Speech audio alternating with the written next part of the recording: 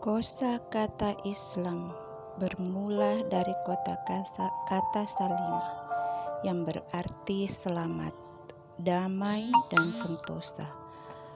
Kosakata salimah kemudian dirubah menjadi kosakata aslamah yang berarti berserah diri, berpegang teguh kepada aturan yang benar sehingga terbebas dari kekacauan hidup.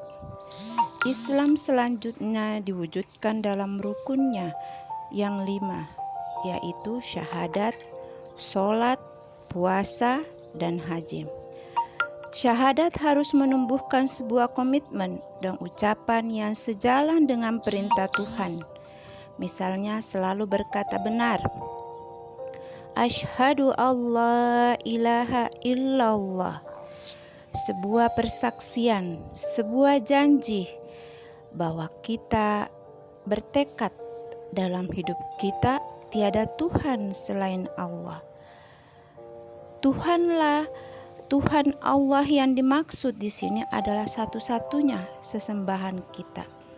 Sedangkan Tuhan yang dimaksud adalah sesuatu yang paling kita gandrungi, yang paling kita takuti, yang terter untuk segalanya. Artinya bahwa ketika kita sudah berjanji bahwa tiada Tuhan selain Allah, maka yang lain itu tidak ada lagi. Tidak ada Tuhan-Tuhan yang lain. Tidak ada ketakutan atau rasa takut yang lain mengalahkan rasa takut kita kepada Allah.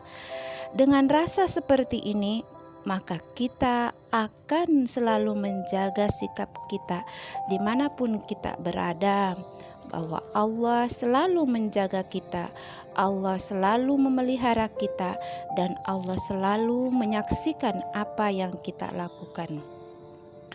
Kalau kita tidak merasa kita melihat Allah, maka yakinlah bahwa Allah pasti melihat kita. Allah menjaga kita dan Allah melihat apa yang kita lakukan. Dengan demikian kita terjaga dari perbuatan-perbuatan yang bisa merusak diri kita, termasuk merusak orang lain. Selanjutnya sholat. Sholat harus menumbuhkan sikap kepatuhan, ketundukan, dan kerendahan hati. Ucapan salam ke kanan dan ke kiri di akhir sholat misalnya harus dipahami sebagai sebuah komitmen untuk menyebarkan ajaran kedamaian. Damai buat diri kita dan damai buat orang di sekitar kita. Sebelah kanan bagian dari kita, orang-orang di bagian kanan kita, masyarakat di sekitar kita, utamanya bagian kanan, itu merasa damai dengan kehadiran kita. Begitu pula yang sebelah kiri kita, maksudnya orang di bagian kiri kita, itu merasa damai dengan kehadiran kita. Kita hadir di tengah-tengah masyarakat memberi rasa damai. Kehadiran kita tidak menjadi ancaman buat orang-orang sekitar kita.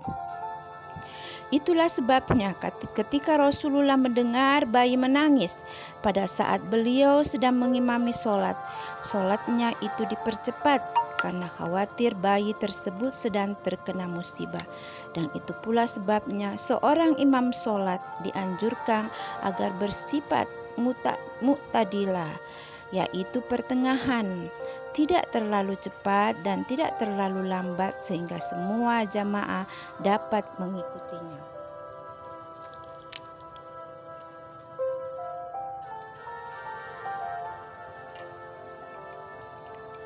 Demikian pula puasa harus menumbuhkan rasa simpati dan empati kepada orang-orang yang senantiasa dalam kelaparan. Itulah sebabnya di akhir puasa setiap orang harus mendemonstrasikan kepedulian sosialnya dengan membayar zakat fitrah atau membayar fidyah bagi orang tua rentah yang tidak kuat berpuasa, atau membayar kifarat atau denda bagi orang yang melanggar ketentuan puasa. Semua itu ditujukan bagaimana setiap insan di sekitar kita itu merasakan apa yang kita rasakan gitu. Merasakan bahwa tidak ada kekurangan di antara mereka. Selama Ramadan itu hadir, mereka merasakan sebuah hikmah yang besar karena semangat berbagi. Namun semangat berbagi di bulan Ramadan itu sebenarnya bukan cuma sebulan penuh, karena itu adalah momen latihan. Bagaimana momen-momen yang kita terlatih di bulan Ramadan bisa kita aplikasikan dalam kehidupan sehari-hari di luar bulan Ramadan selama 11 bulan sepenuhnya. Sehingga kebaikan-kebaikan yang orang rasakan dari kita di bulan Ramadan tetap terjaga, tetap mereka bisa merasakan di luar bulan Ramadan. Selanjutnya zakat. Zakat fitrah, fidyah, dan kifarat tersebut diwujudkan dalam bentuk bantuan sosial berupa makanan untuk kaum du'afa. Dan itu semua harus menumbuhkan sikap kepedulian sosial yang terbiasa membebaskan diri dari sifat egoistis, individualistik, tamak, kikir, dan mementingkan diri. Yang terakhir dari rukun Islam adalah haji. Haji harus menumbuhkan sikap kepedulian sosial dan persaudaraan dengan seluruh umat manusia dari berbagai belahan bumi.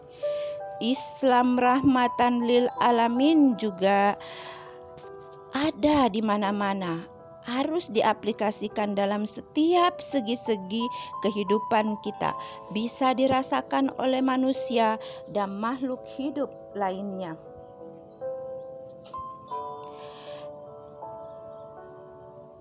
Ini bisa kita jumpai juga dalam ucapan istiazah. A'udzubillahi minasyaitonirrajim.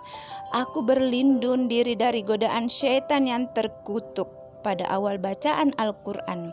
Bacaan istiazah tersebut harus menumbuhkan sebuah pengertian agar tidak mengotori visi, misi, tujuan ajaran Al-Quran dengan hal-hal yang diinginkan syaitan, syahwat dan hawa nafsu seperti menyebar fitnah, kebencian, permusuhan, dan peperangan.